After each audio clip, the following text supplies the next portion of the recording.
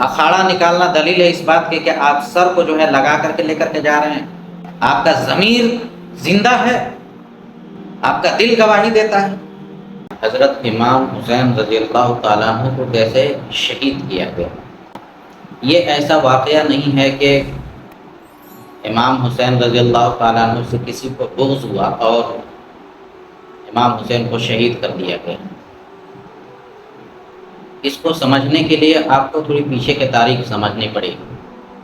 جب حضرت عمر رضی اللہ تعالیٰ عنہ کے دور میں اسلام بہت زیادہ پھیل گیا، لوگوں نے اسلام کو ختم کرنے کے لیے اسلام کو اس طریقے سے پھیلتا ہوا دیکھ کر بے انتہا پریشان ہوئے۔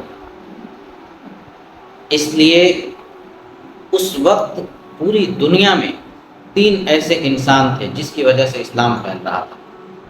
حضرت عمر رضی اللہ تعالیٰ عنہ، حضرت معاویہ رضی اللہ تعالیٰ عنہ دمشق میں،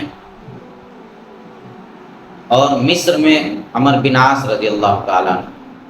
ان تینوں کو ایک ہی دن اور ایک ہی وقت میں مارنے کا پروگرام بنایا گیا۔ تینوں پر ایک ہی دن فجر کے ٹائم میں حملہ ہوا۔ حضرت عمر رضی اللہ تعالیٰ عنہ کو فیروز نامی ایک شخص نے ان کو مار دیا۔ حضرت معاویہ رضی اللہ تعالیٰ عنہ کے اوپر بھی حملہ کیا گیا لیکن وہ بچ گئے۔ مصر میں عمرو بن عاص رضی اللہ تعالیٰ عنہ اس وقت فجر کی نماز میں آئے ہی نہیں تھے، ان کے جگہ پر جو شخص آیا وہ شہید کر دیا گیا۔ حضرت عمر رضی اللہ تعالیٰ عنہ کے شہادت کے بعد تیسرے خلیفہ حضرت عثمان رضی اللہ تعالیٰ عنہ کو بنایا گیا۔ ایک آدمی عبداللہ بن سبا منافق مسلمانوں کا لبادہ اوڑھ کر مسلمانوں میں آتا ہے اور مسلمانوں میں انتشار پھیلاتا ہے۔ اس کا نتیجہ یہ ہوا کہ حضرت عثمان رضی اللہ تعالیٰ عنہ کو بھی مظلومانہ طریقے سے شہید کر دیا گیا۔ اس کے بعد حضرت علی رضی اللہ تعالیٰ عنہ چوتھے خلیفہ بنتے ہیں۔ جب انہوں نے عثمان رضی اللہ تعالیٰ عنہ کے قاتلوں کو تحقیق کر کے پکڑنا شروع کیا تو اب وہ لوگ حضرت علی رضی اللہ تعالیٰ عنہ کے خلاف ہو گئے، جو اپنے آپ کو شیعان علی کہتے ہیں، اور ان لوگوں نے یہ کہا کہ حاکم تو اللہ ہے، اس کو کیسے حاکم بنا لیے۔ اس بات کو اتنا طول دیا گیا کہ پھر سے ایک انتشار پھیل گیا مسلمانوں کے درمیان۔ بالآخر حضرت علی رضی اللہ تعالیٰ عنہ کو بھی ملجم نامی شخص کے ذریعے قتل کروا دیا گیا، وہ بھی شہید ہو گئے۔ اس کے بعد ان کے لڑکے حضرت حسن رضی اللہ تعالیٰ عنہ خلیفہ بنے۔ جب حضرت علی رضی اللہ تعالیٰ عنہ سے پوچھا گیا تھا کہ کیا آپ کے بعد ان کے ہاتھ پر بیعت کر لیں گے، تو حضرت علی نے کہا تھا کہ اس کا نہ تو میں تمہیں حکم دیتا ہوں اور نہ میں تمہیں اس سے روکتا ہوں، تم جو مناسب سمجھنا وہ کرنا۔ پھر حضرت معاویہ رضی اللہ تعالیٰ عنہ دمشق سے ایک لشکر لے کر مقابلہ کے لیے نکلے۔ حضرت حسن رضی اللہ تعالیٰ عنہ ادھر سے نکلے، لیکن ان کو احساس تھا کہ ان کے فوج میں ایسے لوگ ہیں جو اچھے کام کو بالکل پسند نہیں کرتے اور اچھے کام کو ہوتا ہوا وہ دیکھ نہیں سکتے ہیں۔ اس لیے حضرت معاویہ کے پاس صلح کی پیشکش کی گئی، اور یہ پیشکش کرنے والے حضرت حسن رضی اللہ تعالیٰ عنہ تھے۔ انہوں نے ایک سادہ کاغذ بھیج دیا کہ آپ اس پر جو بھی شرط لکھنا چاہتے ہیں آپ شرط لکھ دیجیے، ہمیں منظور ہے۔ صلح ہو گئی۔ اب پورے عالم کی نظام جو بادشاہی نظام تھا وہ حضرت معاویہ رضی اللہ تعالیٰ عنہ کے زیر ماتحت چلنے لگا۔ حضرت معاویہ رضی اللہ تعالیٰ عنہ تقریباً 30 سال تک حکومت کی، اور ان 30 سالوں میں نہ تو کہیں فساد ہوا نہ دنگا ہوا، بالکل امن و امان رہا۔ اس سے پہلے حضرت عثمان رضی اللہ تعالیٰ عنہ نے 12 سال حکومت کی، 6 سال تو ٹھیک سے گزرا، لیکن آخری کے 6 سال بے انتہا خراب گزرا۔ مسلمان آپس میں ہی لڑتے بھیڑتے رہے۔ حضرت معاویہ رضی اللہ تعالیٰ عنہ کے دور میں تمام جنگ جو مسلمانوں کے درمیان تھا وہ ختم ہو گیا۔ پھر لوگوں نے حضرت معاویہ رضی اللہ تعالیٰ عنہ سے کہا کہ آپ اپنے بعد کسی کو متعین کر دیجیے تاکہ پھر سے مسلمانوں کے درمیان خون ریزی نہ ہو، کوئی جنگ نہ ہو۔ اور اس کے لیے لوگوں نے ان کے بیٹے یزید کے بارے میں مشورہ دیا۔ حضرت معاویہ رضی اللہ تعالی عنہ کے بارے میں غلط خیال کرنا، غلط گمان کرنا، یہ ایمان کے نکل جانے کا سبب ہوگا۔ اگر کوئی انسان حضرت معاویہ کو گالی دیتا ہے یا ان کے بارے میں بدظن ہوتا ہے تو اس شخص کا ایمان نکل جائے گا۔ وہ جلیل القدر صحابی ہیں، آپ صلی اللہ علیہ وسلم کے زوجہ ام حبیبہ رضی اللہ تعالیٰ عنہ کا بھائی، یعنی کہ رشتے میں صالح بھی ہیں، جن کو آپ صلی اللہ علیہ وسلم نے قرآن لکھنے کے لیے متعین کیا تھا، جس کو کاتب وحی کہتے ہیں، اس میں سے حضرت معاویہ بھی ہیں۔ لہٰذا ان کے ایمان پر ذرہ برابر شک کرنا یا ان کے بارے میں بدگمان ہونا، یہ دلیل ہے اس بات کی۔ آج بہت سارے لوگ حضرت معاویہ رضی اللہ تعالیٰ عنہ پر انگلی اٹھاتے ہیں، ان کو گالی دیتے ہیں، یہ بالکل درست نہیں ہے۔ اگر آپ ان کے ایمان پر شک کریں گے تو گویا کہ آپ صلی اللہ علیہ وسلم پر شک کرنا ہوگا کہ آپ صلی اللہ علیہ وسلم ان کا تزکیہ نفس نہیں کر پائے، کہ یہ بالکل درست نہیں ہے۔ جب یزید کے نام پر بیعت لیے جانے لگا اور اس ٹائم میں جہاں جہاں گورنر ہوتے تھے ان کو حکم ہوتا تھا کہ اس انسان کے نام پر بیعت لو، اور جتنے بھی باشندے ہوتے تھے وہ آ کر گورنر کے ہاتھ پر بیعت کرتے تھے کہ مجھے اس کی حکومت تسلیم ہے۔ آج جس طریقے سے ووٹ وغیرہ دیا جاتا ہے، اس وقت بیعت تھا۔ 4-5 صحابہ کرام نے بیعت کرنے سے منع کر دیا، عبداللہ بن عباس، عبداللہ بن زبیر، عبداللہ بن عمر اور حسین بن علی۔ لیکن حضرت معاویہ نے کسی کے اوپر کوئی سختی نہیں کیا۔ اس میں سے 2 صحابہ کرام انہوں نے کہا کہ یہ غلط ہو رہا ہے، لیکن اتنا غلط نہیں ہے کہ مقابلہ کیا جائے، جنگ کیا جائے، آپس میں خون ریزی کیا جائے، اس لیے وہ حضرات پیچھے ہٹ گئے۔ اب 2 صحابہ رہ گئے، حسین بن علی اور عبداللہ بن زبیر۔ عبداللہ بن زبیر مکہ میں چلے گئے، امام حسین رضی اللہ تعالیٰ عنہ بھی مکہ میں چلے گئے۔ عبداللہ بن زبیر کی یہ رائے تھی کہ اب آپ مکہ ہی میں رہیں، لیکن کوفہ کے لوگ، جہاں حضرت علی رضی اللہ تعالیٰ عنہ نے اپنا دارالسلطنت یعنی راجدھانی بنایا تھا، وہاں کے لوگوں نے جھولا بھر بھر کر، تھیلی بھر بھر کر امام حسین رضی اللہ تعالیٰ عنہ کے نام خط لکھا کہ آپ یہاں آئیے، ہم آپ کے ہاتھ پر بیعت کریں گے۔ حال کے تحقیق کرنے کے لیے حضرت حسین رضی اللہ تعالیٰ عنہ نے اپنے بھائی مسلم بن عقیل کو کوفہ بھیجا کہ جاؤ ذرا تحقیق کرو کہ جو خط آ رہے ہیں، جو بات خط میں لکھی ہوئی ہے، کیا وہاں ایسی حالت ہے یا خط میں کچھ اور بات ہے، وہاں حالت کچھ اور ہے۔ جب مسلم بن عقیل وہاں پہنچتے ہیں تو ایک دن میں حضرت حسین رضی اللہ تعالیٰ عنہ کے نام پر 18,000 لوگوں نے بیعت کیا۔ مسلم بن عقیل وہاں پہنچ کر خط لکھ دیتے ہیں کہ یہاں حال بالکل موافق ہے، آپ جتنا جلد ہو سکے آپ آئیے۔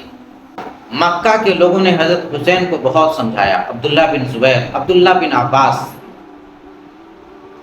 جو حضرت حسین کے نانا تھے، رشتے میں نانا ہی لگتے، وہ اس وقت بوڑھے ہو گئے تھے، ان کے پیر پکڑ کر کے رو رہے ہیں کہ اے حسین، اللہ کے لیے تم کوفہ مت جاؤ، الکوفی لا یوفی، کوفہ والے وفاداری نہیں کرتے ہیں، بے وفا ہیں، اور اگر آپ جانے ہی چاہتے ہیں تو اپنے خاندان کو یہاں چھوڑ کر جائیے۔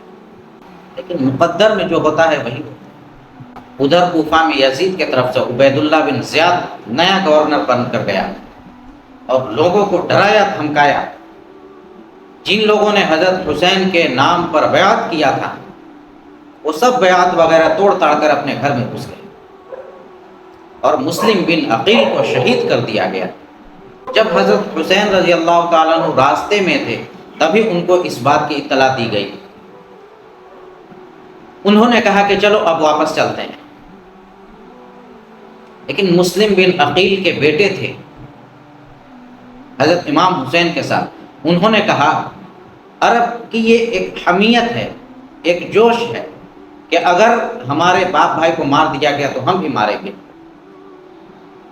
ان کو بیٹوں نے کہا کہ ہم اپنے باپ کا بدلہ ضرور لیں گے، بغیر انتقام لیے ہوئے ہم لوٹیں گے نہیں۔ مروت بھی کوئی چیز ہوتی ہے۔ وہ امام حسین رضی اللہ تعالیٰ عنہ کے ساتھ آئے تھے۔ اب امام حسین رضی اللہ تعالیٰ عنہ ان کو کیسے چھوڑ سکتے تھے؟ یہ قافلہ آگے بڑھتا ہے۔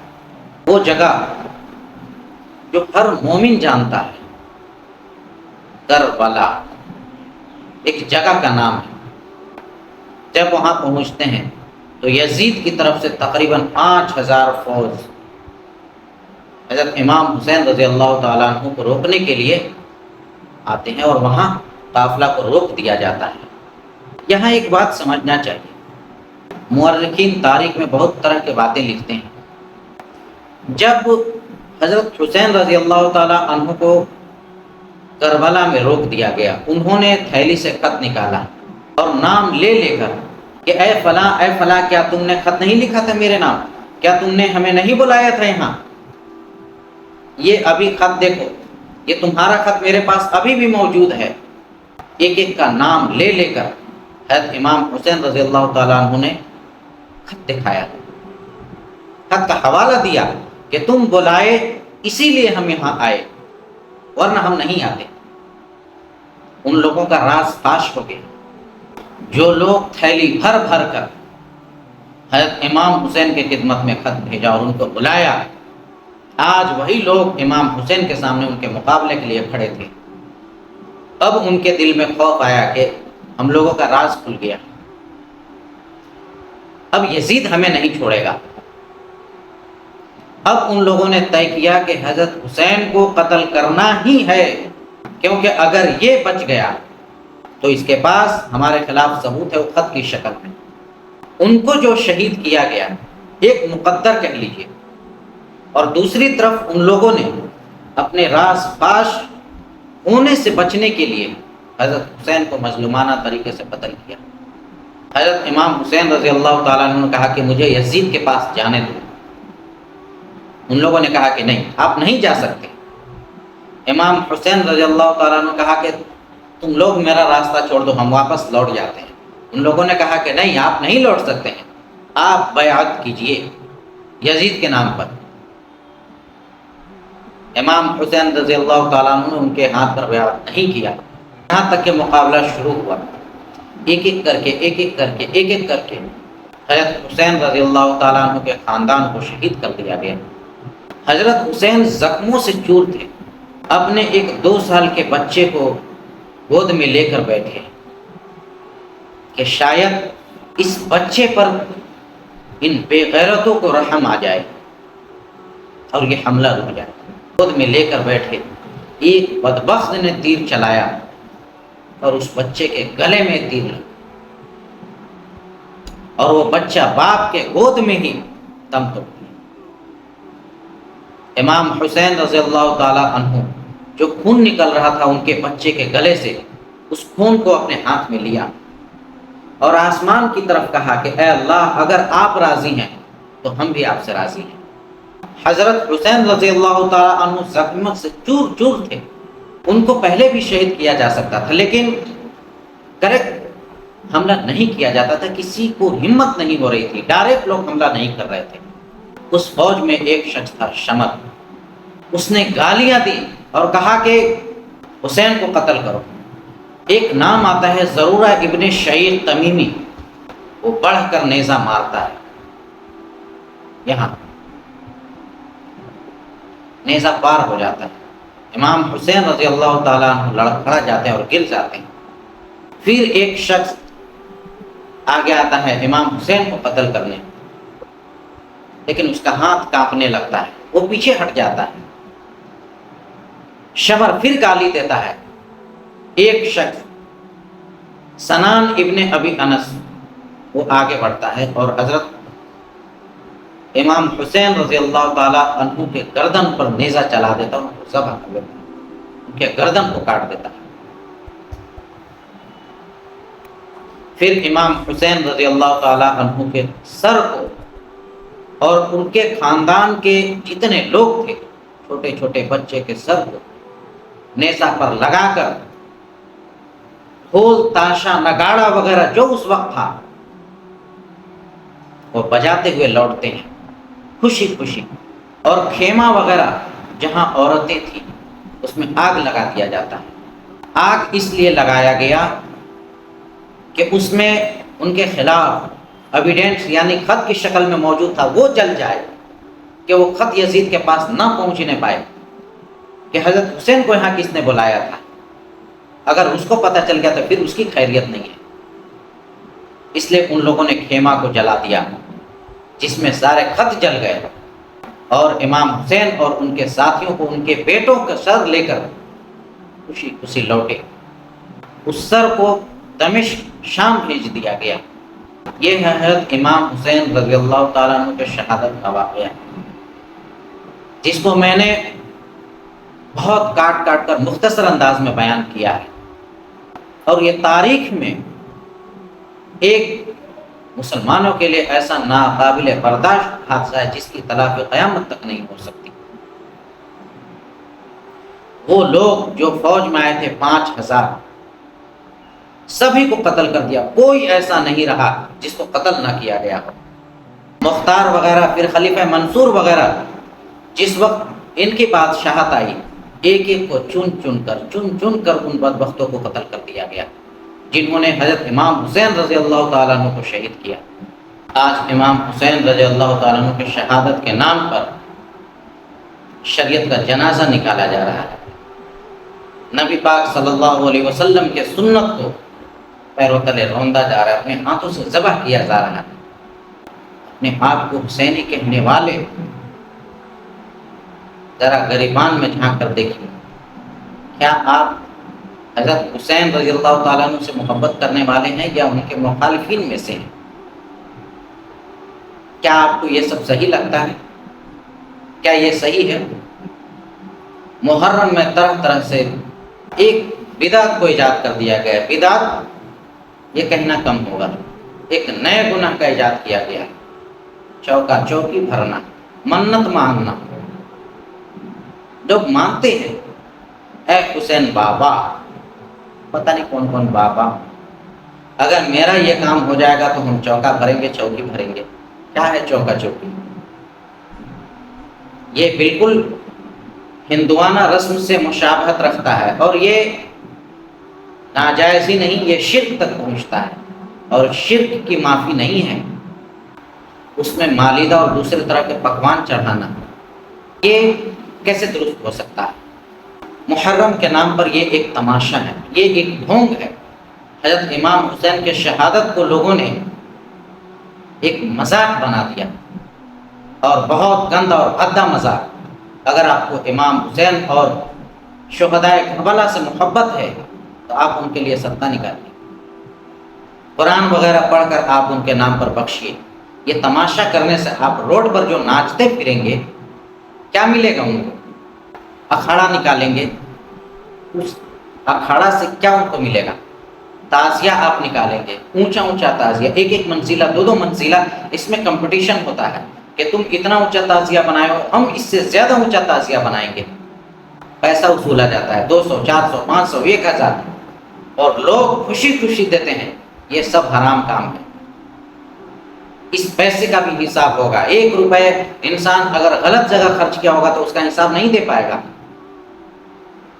آپ اسی پیسے کو آپ کے اگل بغل پڑوس میں کوئی بیوہ ہے، کوئی یتیم ہے، اس کے کھانے پینے کا آپ انتظام کر دیجئے، اس کے تعلیم وغیرہ کا آپ انتظام کر دیجئے، اللہ خوش ہو جائے گا۔ شہدائے کربلا کے نام سے آپ صدقہ نکال دیجئے، آپ تعزیہ بنائیں گے، اکھاڑا بنائیں گے، اس میں آپ پیسہ خرچ کریں گے، آپ شربت بانٹیں گے، آپ پکوان بانٹیں گے، کوئی فائدہ والا کام نہیں ہے، صرف نقصان ہے۔ آپ کا نام اعمال خراب ہو رہا ہے، آپ کا مال ضائع ہو رہا ہے۔ ڈی جے بجانا، اس قدر بجایا جاتا ہے ڈی جے کے سونے والے کے نیند حرام ہو جاتی ہے۔ ایسا لگتا ہے محرم میں کہ شیطانوں کی ایک جماعت کو آزاد کر دیا گیا ہے اور بالکل ادھم مچا رہے ہیں راستے پر، محلہ محلہ میں۔ شیطان والا کام مت کیجیے۔ آج شیطان اطمینان سے بیٹھا ہوا ہے کیونکہ اس کے سارے کام آج انسان کر رہے ہیں۔ ڈی جے بجانا، تعزیہ بنانا، اس میں پیسہ لگانا، جلسے جلوس کرنا، نکالنا، امام حسین رضی اللہ تعالیٰ عنہ کے نام پر ماتم مچانا، یہ سب غلط کام ہے، یہ سب نہیں ہونی چاہیے۔ حسین سے محبت ہے تو آپ محبت کا ثبوت دیجیے، لیکن آپ محبت کا ثبوت اکھاڑا، دلدل، تعزیہ، ڈی جے وغیرہ بجا کر، ناچ کر، پکوان چڑھا کر، چوکا چوکی بھر کر آپ نہیں دے سکتے۔ ان کے سیرت کو پڑھیے، انہوں نے دین کو بلند کرنے کے لیے اپنے آپ کو قربان کر دیا، پورے خاندان کو شہید ہو گئے، لیکن دین بلند رہے۔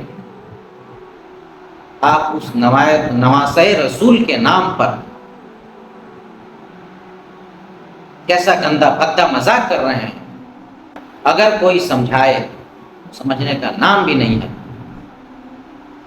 اور عوام تو عوام جاہل ہے ہی ہے،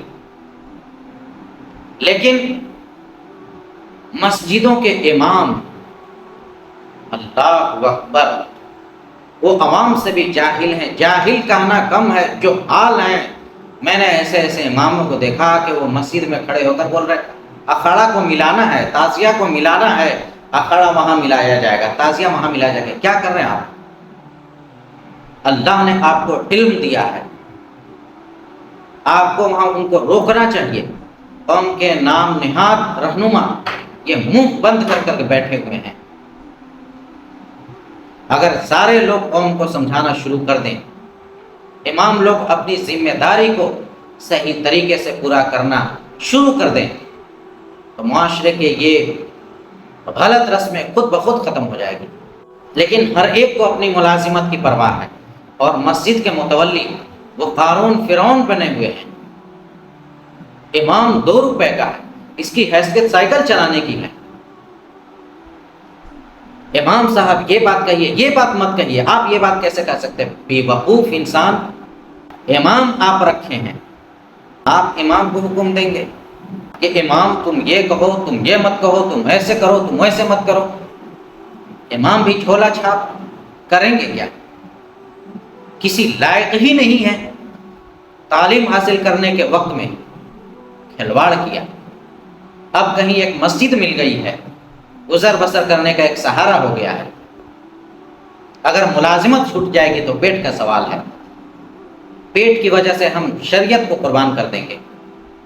جناب محمد رسول اللہ صلی اللہ علیہ وسلم کے شریعت کا جنازہ جو لوگ نکال رہے ہیں، ہم ان کو روکیں گے نہیں، بلکہ ہم ان کو ساتھ دیں گے، کیونکہ پیٹ کا سوال ہے۔ رزق کا مالک خدا ہے۔ اللہ نے لوگوں کو سمجھانے کے لیے کہا ہے کہ اس دنیا میں بہت سارے جانور ہیں جو اپنے پیٹھ پر اپنے رزق کو لاد کر نہیں چلتے ہیں، ان سب کو میں ہی کھلاتا ہوں۔ تم اللہ پر بھروسہ کرو، غلط کو غلط کہو اور صحیح کو صحیح کہو۔ اگر کوئی شیعہ ماتم کر رہا ہے تو اس کو کرنے تو اس کو مت چھیڑو، لیکن تم تو واضح کرو کہ تم کیا ہو۔ تماشا لگا کر دیکھا جاتا ہے، لاٹھی بازیاں کی جاتی ہیں، ہم بہادر ہیں۔ کوئی بہادر نہیں ہے، بزدل ہو، فجر کے نماز میں کھڑا نہیں ہو پاتے ہو 10 منٹ، کیا بہادری ہے؟ عشاء کی نماز نہیں پڑھ پاتے ہو، کیسی بہادری ہے؟ کھیل دکھانا، تماشا دکھانا، بندر والا کام کر رہے ہو۔ بندر بھی جب تماشا دکھاتا ہے تو لوگ بھیڑ لگا کر اس کے تماشا کو دیکھتے ہیں۔ تو اگر آپ کے تماشے کو کوئی دیکھ رہا ہے تو آپ اپنے اندر فخر محسوس مت کیجیے، بس آپ اتنا سمجھیے کہ میں مداری کا باندر ہوں، لوگ میرا تماشا دیکھ رہے ہیں۔ تو اگر آپ کو اس بات کی خوشی ہے کہ ہم بندر بنے رہیں اور ہم لوگوں کو تماشا دکھائے تو آپ کی مرضی، لیکن آپ بہادر نہیں ہیں۔ اس محرم کی وجہ سے نہ جانے کتنے لوگ ہر سال حادثے کا شکار ہو جا رہے ہیں۔ کہیں تعزیہ لائن میں لگ گیا، کہیں اکھاڑا لگ گیا، کہیں لڑائی جھگڑا ہو گیا. مسلمان امن و امان کا پیغام دیتا ہے. اگر دوسرے لوگ ننگا ناچ رہے ہیں آپ ان کے نقش قدم پر مت چلیے. عورتوں کا بھیڑ، ہجوم کا ہجوم. شریف لوگ بھی تماشا تو نہیں کرتے ہیں لیکن تماشا دیکھنے جاتے ہیں. حاجی، نمازی، تہجد گزار ہر ایک تماشا دیکھنے جاتے ہیں. آپ لوگ سوچ رہے ہوں گے کہ یہ انسان جو اتنا بول رہا ہے یہ دودھ کا دھلا ہوا ہے کیا؟ نہیں، میں دودھ کا دھلا ہوا نہیں ہوں. میں خود محرم کو دیکھا ہوں بچپنے کی حالت میں، جس وقت مجھے کوئی شعور نہیں تھا، میرے پاس علم نہیں تھا. محرم ختم ہوتا تھا تو ایسا لگتا تھا کہ کتنا بڑا ایک تہوار ہم لوگوں کا ختم ہو گیا. ایک غم ہوتا تھا، ایسا لگتا تھا کہ محرم رہتا ہی رہتا. لیکن جب میں ہوش سنبھالا، جب اللہ تبارک و تعالیٰ نے علم دیا، تب مجھے صحیح غلط کا پتہ چلا، جس کی وجہ سے آج میں بتا رہا ہوں آپ کو. ماننا نہ ماننا آپ کا کام ہے، بتا دینا میرا کام ہے. ضمیر زندہ ہے تو ضمیر کو جگائیے، اور اگر ضمیر مر گیا ہے تو اللہ ہی مالک ہے. لیکن امام حسین رضی اللہ تعالی عنہ کے شہادت کا مذاق مت بنائیے. اور یہ محرم کی جھوٹی جھوٹی رسمیں، اس کو نبھانے کی کوئی ضرورت نہیں ہے. 9-10 کو آپ روزہ رکھیے، شہدائے کربلا کے لیے آپ صدقہ نکالیے، قرآن وغیرہ پڑھ کر ان کے نام پر بخشیے. یہ سب تماشا کرنے سے کوئی فائدہ نہیں ہے. اکھاڑا نکالنا دلیل ہے اس بات کی کہ آپ سر کو جو ہے لگا کر کے لے کر کے جا رہے ہیں. آپ کا ضمیر زندہ ہے، آپ کا دل گواہی دیتا ہے کہ ہم یہ کام کریں. اگر دل گواہی دیتا ہے تو دو صورت ہے، یا تو آپ بالکل علم سے خالی ہیں یا دل کالا ہو گیا ہے. اگر علم سے خالی ہیں تو جناب محمد رسول اللہ صلی اللہ علیہ وسلم اور صحابہ کرام شہدائے کربلا کی تاریخ پڑھیے. اور اگر دل گندا ہو گیا ہے تو اللہ کے سامنے توبہ کیجیے، اللہ معاف کرنے والا ہے. اور مسلمان بن جائیے. آج مسلمان آپسی انتشار کی وجہ سے بکھرے ہوئے ہیں، کوئی طاقت نہیں ہے مسلمانوں میں. اور یہ محرم کا جو جلوس اور بھیڑ ہے، اس بھیڑ کو فجر میں آپ کھڑا کیجیے. اگر واقعی میں آپ بہادر ہیں، عشاء کی نماز میں کھڑا کیجیے. جس دن وہ بھیڑ فجر کے نماز اور عشاء کی نماز میں کھڑی ہو گئی، سمجھیے کہ مسلمان اپنے مقدر کو اللہ کے توفیق سے بدل لیں گے. مجھے امید ہے کہ جو میں نے سمجھایا وہ آپ لوگوں کو سمجھ میں آیا ہوگا. پھر بھی اگر کسی کو نہیں سمجھ میں آیا تو آپ مجھ سے سوال پوچھ سکتے ہیں.